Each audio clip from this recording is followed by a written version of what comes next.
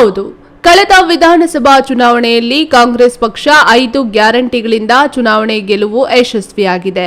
ಅದನ್ನೇ ಲೋಕಸಭಾ ಚುನಾವಣೆಗೂ ಬಳಸಿಕೊಳ್ಳುವ ಪ್ಲಾನ್ ಮಾಡಿರುವ ಎಐಸಿಸಿ ಅಧ್ಯಕ್ಷರು ಮಲ್ಲಿಕಾರ್ಜುನ್ ಖರ್ಗೆ 28 ಗ್ಯಾರಂಟಿಗಳನ್ನು ಪ್ರಣಾಳಿಕೆಯಲ್ಲಿ ನೀಡಿದ್ದು, ಅದರಲ್ಲಿ ಪ್ರಮುಖವಾದ 5 ಗ್ಯಾರಂಟಿಗಳ ಪ್ರಮಾಣ ಪತ್ರವನ್ನ ಮನೆ ಮನೆಗೂ ನೀಡಿ ಮತ ಕೇಳುವ ಪ್ಲಾನ್ ಮಾಡಿದ್ದು.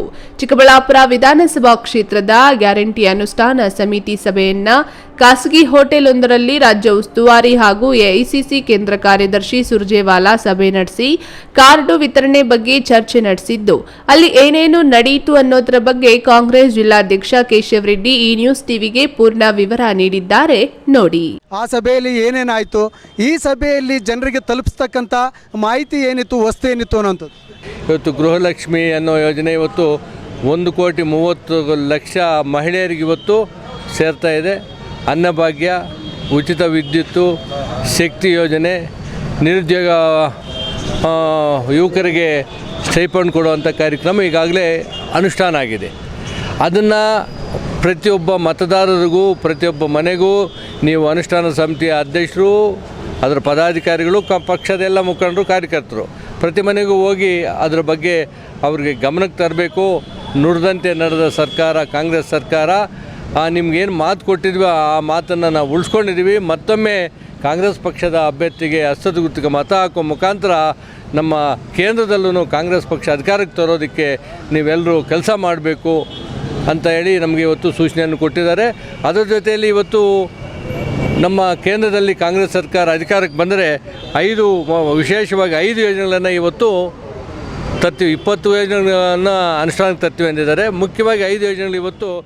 ಇನ್ನು ಚಿಕ್ಕಬಳ್ಳಾಪುರ ವಿಧಾನಸಭಾ ಕ್ಷೇತ್ರದ ಗ್ಯಾರಂಟಿಗಳ ಅನುಷ್ಠಾನ ಸಮಿತಿ ಅಧ್ಯಕ್ಷರು ಮಾಜಿ ಸಚಿವ ಎಸ್.ಎಂ. ಮುನಿಯಪ್ಪ ಸಹ ಈ ನ್ಯೂಸ್ ಟಿವಿಗೆ ಪ್ರತಿಕ್ರಿಯೆ ನೀಡಿ, ಕಳೆದ ವಿಧಾನಸಭಾ ಚುನಾವಣೆಯಲ್ಲಿ ಮನೆ ಮನೆಗೂ ಗ್ಯಾರಂಟಿ ಕಾರ್ಡುಗಳ ಹಂಚಿಕೆಯಂತೆ ಈ ಬಾರಿಯೂ ನೀಡಿ ಜನರಿಗೆ ಆದಾಯ ಹೆಚ್ಚಿಸುವ ರೈತರಿಗೆ ಕನಿಷ್ಠ ಬೆಂಬಲ ಬೆಲೆ ಸಿಗುವ ಭರವಸೆ ನೀಡುತ್ತೇವೆ.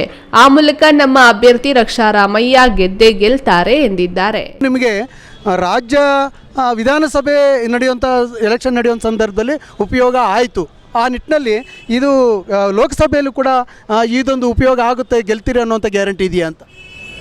ಖಂಡಿತವಾಗಲೂ ಗ್ಯಾರಂಟಿ ಇದೆ. ಯಾಕೆಂದರೆ ಹೋದ ಚುನಾವಣೆಯಲ್ಲಿ ಏನು ಗ್ಯಾರಂಟಿಗಳು ಕೊಟ್ಟಿದ್ದೀವೋ ಅದು ಮನೆ ಮನೆಗೂ ಏನು ಪ್ರಚಾರವಾಯಿತೋ ಇವತ್ತು ಆ ಗ್ಯಾರಂಟಿಗಳು ಅದೇ ಫಲಾನುಭವಿಗಳು ಇವತ್ತು ಅದರ ಅನುಕೂಲವನ್ನು ಪಡೀತಾ ಇದ್ದಾರೆ.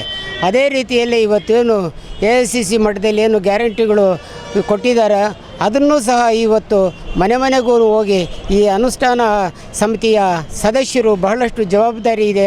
ಅಧ್ಯಕ್ಷರಾಗ್ಬೋದು, ಪದಾಧಿಕಾರಿಗಳು ಆಗ್ಬೋದು, ಜವಾಬ್ದಾರಿ ಇದೆ.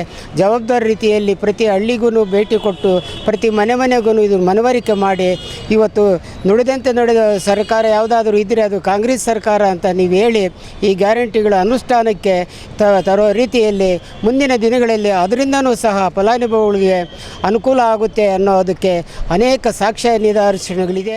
ಸಭೆಯಲ್ಲಿ ಕಾಂಗ್ರೆಸ್ ಹಿರಿಯ ಮುಖಂಡ ಯಲುವಳ್ಳಿ ರಮೇಶ್, ಕೆಪಿಸಿಸಿ ರಾಜ್ಯ ಕಾರ್ಯದರ್ಶಿ ಅಡ್ಡಗಲ್ ಶ್ರೀಧರ್, ಕೊಂಡೇನಹಳ್ಳಿ ಚಂದ್ರಪ್ಪ, ಯುವ ಕಾಂಗ್ರೆಸ್ ರಾಜ್ಯ ಉಪಾಧ್ಯಕ್ಷ ಜಗದೀಶ್, ಜನಾರ್ದನ್, ಲಕ್ಷ್ಮಣ್ ಇನ್ನಿತರರು ಹಾಜರಿದ್ದರು. KS Narayanaswamy, news TV, Chikkaballapur.